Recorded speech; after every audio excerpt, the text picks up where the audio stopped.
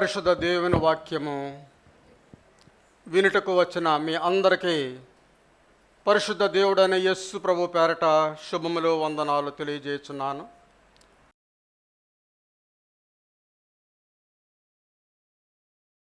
దానియేలు గ్రంథంలో మనం చూసినప్పుడు 5వ అధ్యాయం 25వ వచనం చదివినట్లయితే ఈ వాక్య భాగం ఏదనగా మినే అనగా దేవుడు నీ ప్రభుత్వము లెక్క చూచి దాన్ని ముగించెను. తెకేల్ అనగా ఆయన నిన్ను త్రాసులో తోచగా నువ్వు తక్కువగా కనబడితివి. ఫెరెస్ అనగా నీ రాజ్యము నీ యొద్ద నుండి విభాగింపబడి మాదీయులకును పారసీకులకును ఇయ్యబడును. ప్రియులారా, ఇక్కడ మనం చూసినప్పుడు ఇది బెల్షజర్ ప్యాలెస్, ఇరాక్లో బెల్షజర్ ప్యాలెస్ అంటారు. దేవుని చేరాత అక్కడ రాయబడినట్లుగా మనం చూస్తున్నాం. మెనే టెకేల్ ఫార్సిన్, ఇది రహస్యమైన రాత, వింతైన రాత, ఎవరు కూడా చదవలేనటువంటి రాత, అర్థం చేసుకోలేనటువంటి రాత. చరిత్రలో విషాదకరమైన విషయం ఏమిటంటే మానవుడు గతము నుండి ఏమీ నేర్చుకోలేకపోతున్నాడు. గతం ఎంతో జరిగింది, ఓల్డ్ టెస్టిమెంట్ అంతా కూడా మనతో మాట్లాడుతూ ఉన్నది. అయితే చదివి కూడా దాని నుండి మనం ఏమీ నేర్చుకోకుండా అది చదవడానికే పరిమితం చేయవారిగా మనం ఉన్నాం. నెబుకద్నెజరు కుమారుడైన బెల్షజరు 6th century బిఫోర్ క్రైస్ట్, యేసు ప్రభువు పుట్టక ముందు 6వ శతాబ్దంలో ఉండేవాడు. నెబుకద్నెజరు ఎలా ఉన్నాడో ఇవన్నీ కూడా రాజనగర్లో జరిగిన విషయాలు, బెల్షజరు ఉండగానే జరిగిన విషయాలు. ఆకాశం నుండి ఒక చెయ్యి వచ్చింది, దేవుని హస్తము ఎవరో గ్రహించలేరు. ఆ హస్తము ఎలా వస్తుందో ఎవరో గ్రహించలేరు. వచ్చి అది గోడ మీద రాసినప్పటికి కూడా ఈ రాజుగారు త్రాగడం మానలేదు, ఎగతాళిగా జీవించడం మానలేదు. అయితే దానియేలు అనే భక్తుడు దాని అర్థము చెప్పినప్పుడు కూడా పశ్చాత్తాపడలేదు.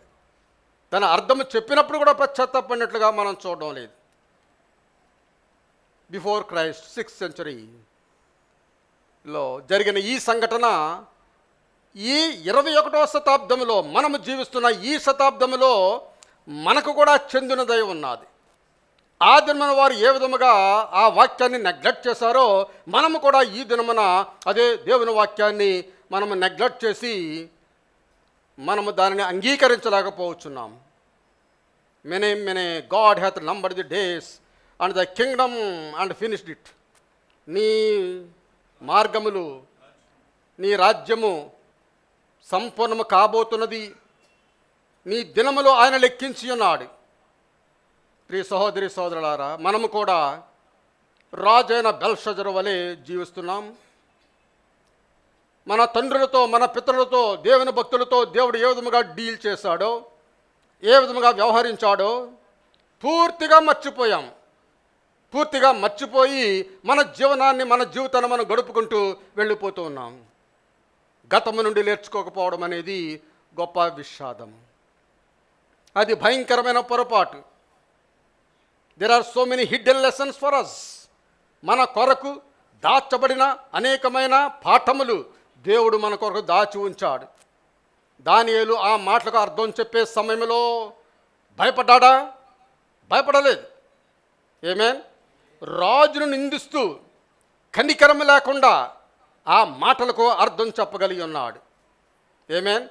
18వ వచనం మనం చూసినప్పుడు, రాజా చిత్తగించుము, మహోన్నతులకు దేవుడు మహద్దశను, రాజ్యమును, ప్రభావమును, ఘనతను నీ తండ్రియగు నెబుకద్నెజరుకు ఇచ్చెను.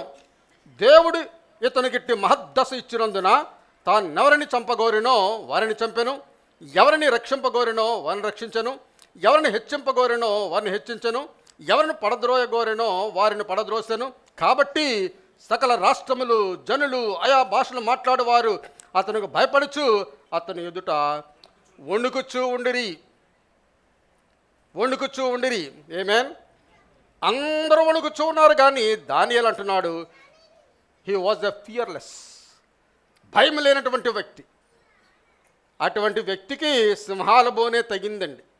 రాజుగారన్నా భయం లేదు, రాజు దగ్గర మాట్లాడడానికి భయం లేదు, ఆ గోడ మీద రాసిన రాతకు జవాబు చెప్పడానికి కూడా ఆయన భయం లేదు. అటువంటి వ్యక్తికి సింహాల బోనే తగినది అని నేను అనుకోవచ్చు. అయితే అక్కడ దానియేలు ఏదో అయ్యగారు రాజుగారు చిత్తగించుము అన్నట్లుగా మాట్లాడలేదు. కానీ he was roaring like a lion. ఒక సింహం వలె ఆయన అరుస్తూ మాట్లాడుతున్నాడు. ఇది దీని యొక్క అర్థము. రోరింగ్ లైక్ ఎ లయన్, ఆయన అరుస్తూ ఉన్నాడు. ప్రియులారా, దేవుడు మన హృదయం అనే గోడ మీద రాస్తూ ఉన్నాడు. మన హృదయం అనే గోడ మీద దేవుడు రాస్తూ ఉన్నాడు. మెనే ఈ నీ రోజులు, మన రోజులు, నీ రోజులు, నా రోజులు లెక్కించబడి ఉన్నవి అంటూ ఉన్నాడు. Our human life is a running race from the womb to the tomb. మానవ యొక్క జీవితం అనేది ఒక రన్నింగ్ రేస్ లాంటిదండి, ఒక పరుగు పందెం లాంటిది. ఎక్కడ నుండి? తల్లి గర్భము నుండి సమాధి వరకు కూడా ఇది పరిగెట్టే ఒక రన్నింగ్ రేస్. అది మనం మర్చిపోవడానికి వీల్లేదు. క్రాడల్ టు ద క్యాస్కెట్, ఉయ్యాల నుండి సమాధి పెట్టే వరకు కూడా మనం పరిగెడుతూనే ఉంటాం ప్రియులారా. అది మనం మర్చిపోవడానికి వీల్లేదు. మోషే అంటున్నాడు, 90వ కీర్తనలో మోషే అంటాడు, మా దినములు లెక్కించుట మాకు నేర్పుము, మా దినములు లెక్కించుట మాకు నేర్పుము. ఈ వాక్య భాగంలో చాలా జ్ఞానం ఉన్నది ప్రియులార. దినములు లెక్కించుట. ఒకవేళ నా దినముల గురించి నేను లెక్కించుకున్నట్లయితే నాకు 65 సంవత్సరములు, సంవత్సరంకు 365 రోజులు అనుకున్నట్లయితే 23,725 రోజులు మనం జీవించాను. అలాగే సహోదరుడు దేవరాజు గారి 62 సంవత్సరాలు అనుకున్నట్లయితే 22,692 దినములు జీవించాడు. అలా సహోదరుడు బాబా గారు ఒకవేళ 64 సంవత్సరాలు అతనికి ఉన్నాయి అని అనుకున్నట్లయితే 23,360 దినములు జీవించాడు. అలాగే మనందరూ కూడా లెక్క వేసుకున్నట్లయితే మన దినములు మనం లెక్కించుకోగలము.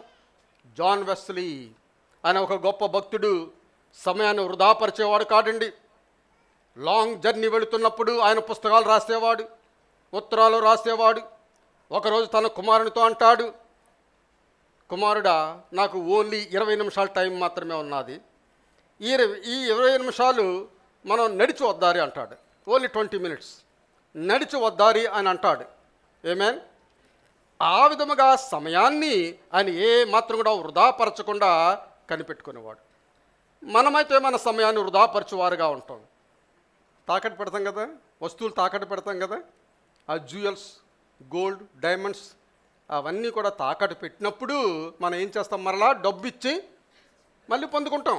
డబ్బు ఇవ్వకుండా మనకి ఇవ్వడం, వడ్డీతో సహా మనం కట్టాలి. అదే విధముగా మన సమయాన్ని పొందుకోవాలి. What ever time you lose you have to get it back. ఆ సమయాన్ని మనం పొందుకోవాలి. ఒకసారి ఒక అమ్మ బజార్లోకి వెళ్ళి తన కుమారుడికి ₹1 ఇచ్చిందంట. కొనుక్కోరా బాబు, నీకేం కావాలో కొనుక్కో అని చెప్పిందంట. కొనుక్కో అని చెప్తే వాడు ఆ కొట్టు ఈ కొట్టు ఆ కొట్టు ఈ కొట్టు అన్ని కొట్లు కూడా తిరిగి గంట సేపు టైం స్పెండ్ చేసి ఏం కొనుక్కోకుండా వచ్చేసాడట. ఆ ₹1 పట్టుకొని వచ్చేసాడట. ఏరా కొనుక్కోలేదా, ఇంతసేపు ఇంత టైం వేస్ట్ చేసావు, కొనుక్కోలేదా అని అడిగితే ఆ అబ్బాయి చెప్పాడంట, అమ్మ నా దగ్గర ఉన్నది ఒకే ₹1, ఒకే ₹1. ఆ రూపాయిని నేను సద్వినియోగం చేసుకోవాలి, మంచిగా ఖర్చు పెట్టుకోవాలి, నాకు కావాల్సిన దొరికినప్పుడే కొనుక్కోవాలి, అందు గురించి అంతా తిరిగాను, నాకు దొరకలేదన్నాడు. అదేవిధంగా ప్రియులారా, దేవుడు మనకిచ్చినది ఒకే ఒక లైఫ్ టైం. ఒకే ఒక లైఫ్ టైం. 2 లైఫ్ టైమ్స్ ఇచ్చాడనుకోండి, ఒక లైఫ్ టైమ్స్లో ఆడుకొని ఇంకొక లైఫ్ టైంలో దేవునికి ఇష్టంగా జీవించవచ్చు. లేదు, ఒకే ఒక లైఫ్ టైం. నీకు వేరే సమయము లేదు. ఇదే సమయము, ఇదే అనుకూల సమయమని దేవుడు మాట్లాడుచున్నాడు. ఆమేన్.